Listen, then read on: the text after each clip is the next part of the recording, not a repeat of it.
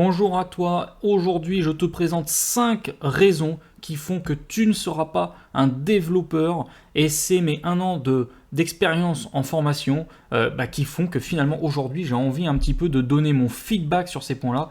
Qui sont les personnes qui gèrent le mieux, qui arrivent le mieux à se greffer sur ce métier de développeur et pourquoi tu ne devrais pas devenir développeur si tu ne respectes pas les points que je vais te donner dans cette vidéo. Allez, on se retrouve tout de suite.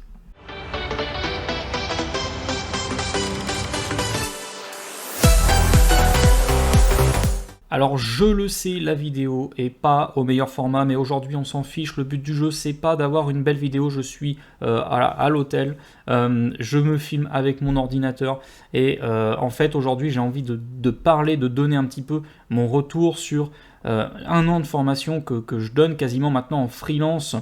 Là en ce moment avec la White Code School et il y a des points qui reviennent quand même souvent et qui font que les gens s'en sortent. Ce sont des gens avec qui on a envie de travailler et ce sont des gens qui évoluent et qui évolueront en tout cas correctement dans le bon sens dans le milieu du développement.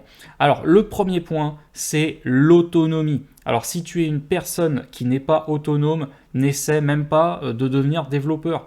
Le but du jeu, c'est de ne pas rester accroché à un formateur au début ou à un chef d'équipe, un collègue de travail, n'importe, peu importe.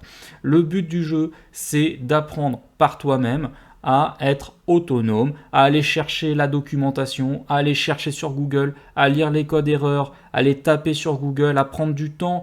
Le développement, c'est du debug, c'est pas juste du code comme ça, et c'est surtout pas du code n'importe comment. Il faut être autonome, il faut s'informer, il faut se former, il faut jamais arrêter d'apprendre. Donc aujourd'hui, si toi t'es pas autonome, si tu es une personne qui a besoin de quelqu'un au-dessus de toi, qui a besoin de quelqu'un qui te donne la main tout le temps, alors ne deviens pas développeur parce que c'est un métier dans lequel tu ne vas pas te sentir à l'aise. Un deuxième point, c'est la curiosité. Les technos, ça évolue vite, on en entend de partout, il y en a une palanquée, des noms qu'on connaît pas, peu importe.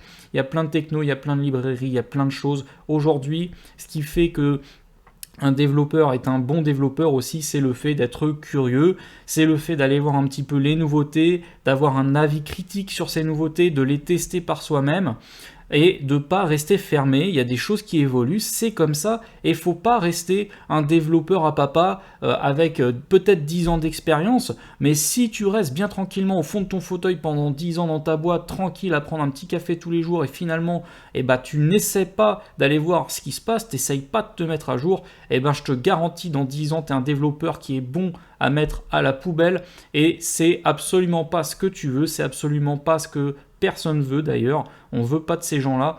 Donc essaie au maximum d'être curieux. Si tu n'es pas une personne curieuse, si c'est pas quelque chose qui te passionne, sur lequel tu as envie de passer du temps, alors peut-être que le développement c'est pas pour toi. Maintenant, un autre point, c'est d'être entreprenant.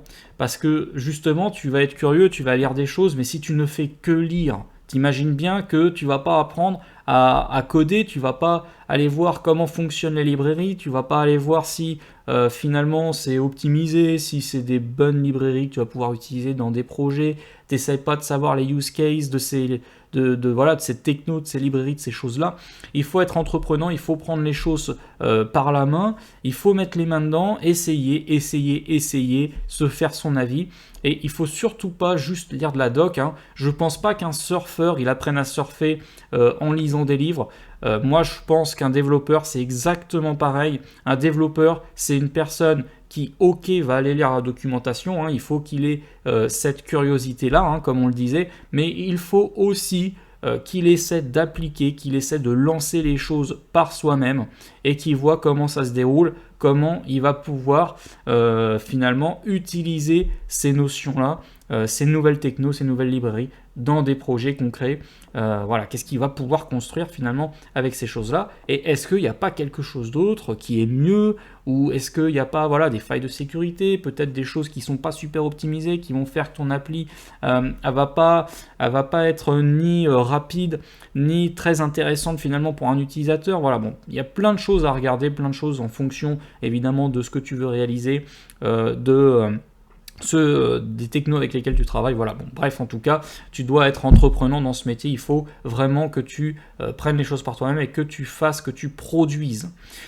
Quatrième point que j'aimerais partager avec toi, c'est le fait de rejeter la faute sur les autres et de ne pas assumer tes responsabilités en fait.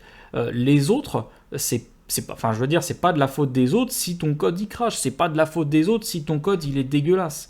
Voilà, il faut arrêter de dire un tel a fait ci, un tel a fait ça, il faut arrêter de blâmer. Pareil, dans une équipe, ok, un tel il peut faire des erreurs, je veux dire, on est humain, c'est normal de faire des erreurs, tout le monde en fait, et je pense qu'il faut arrêter ce jeu de la récré finalement, où tu vas aller accuser un tel parce qu'il a fait un code comme ça, machin, il y a une erreur en prod et tu vas aller balancer ton collègue. On s'en fout, l'erreur il faut la corriger, c'est tout. On n'a pas besoin d'aller chercher un tel, machin, dire c'est lui qui a fait du code tout pourri.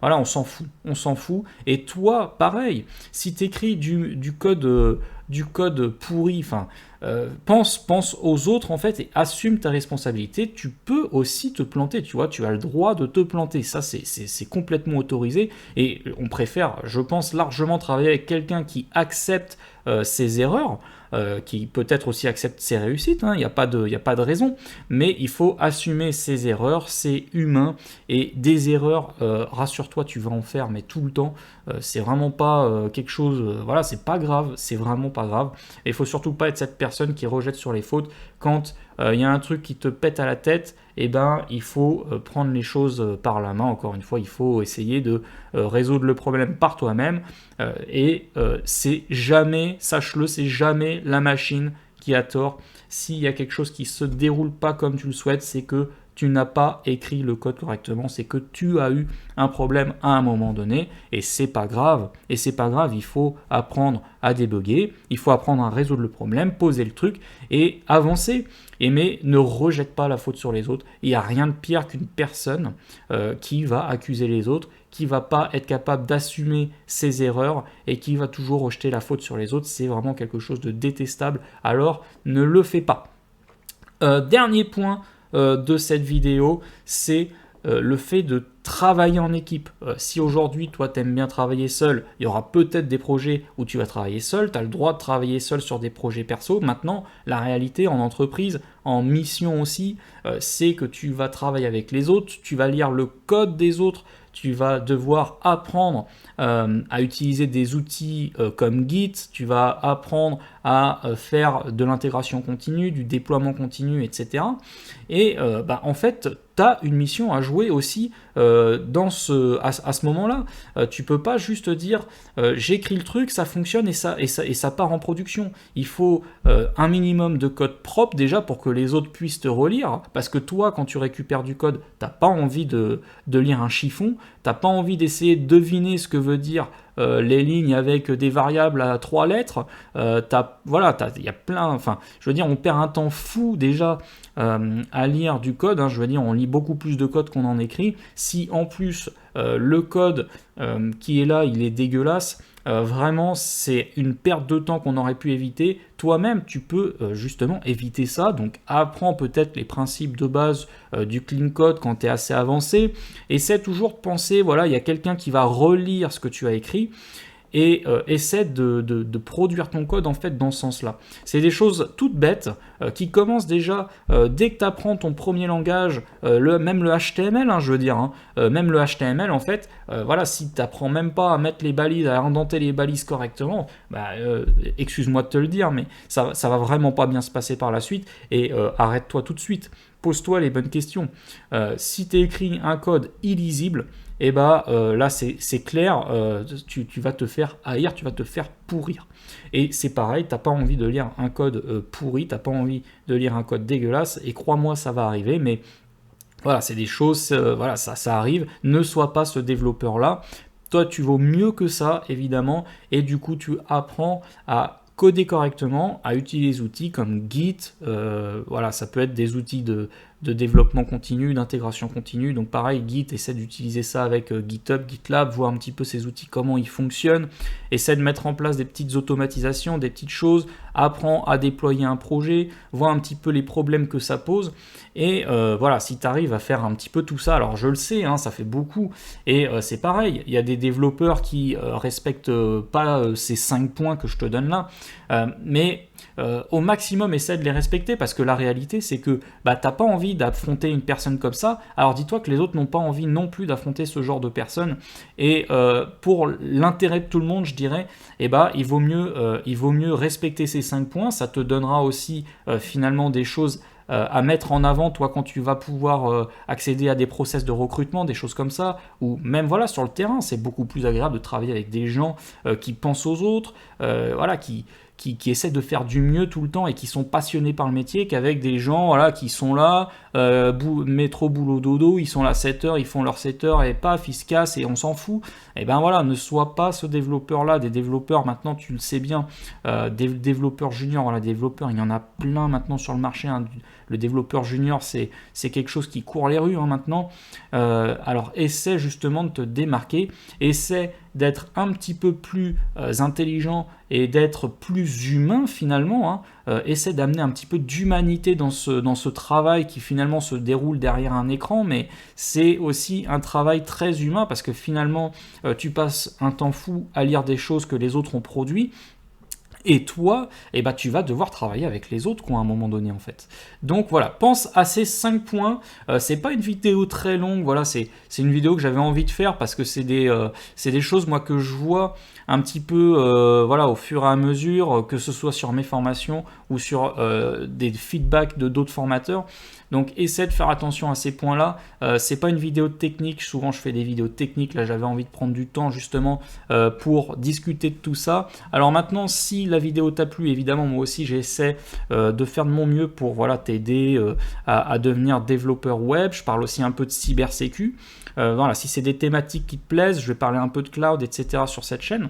Donc moi je t'invite évidemment à liker la vidéo, à t'abonner, à mettre des commentaires, hein. Je suis super ouvert sur les commentaires, ça sera avec grand plaisir que je répondrai à vos commentaires. Et puis en fait j'ai aussi une mailing list, un Discord qui, voilà, pour l'instant le Discord, je mets moi mes petits bots, là je suis en train de développer des petits bots, RootMe, TryHackMe, Hack2Box, pareil sur du coding game, des choses comme ça, il y a plein de petits projets en cours, donc n'hésite pas à suivre tout ça, rejoins-nous sur le Discord, rejoins-moi sur la mailing list où je te partage aussi tout un tas de ressources que tu vas pouvoir utiliser pour t'aider à devenir développeur web ou plus tard à faire du cloud et de la cybersécu. Voilà, c'est des domaines moi qui me passionnent et voilà, j'essaie de te donner un petit peu tout ce que je peux apprendre, tout ce que je sais, avec toute la modestie évidemment que je peux avoir. J'essaie de te partager tout ça gratuitement, donc voilà, n'hésite pas à suivre tout ça et on se retrouve dans une prochaine vidéo. À plus.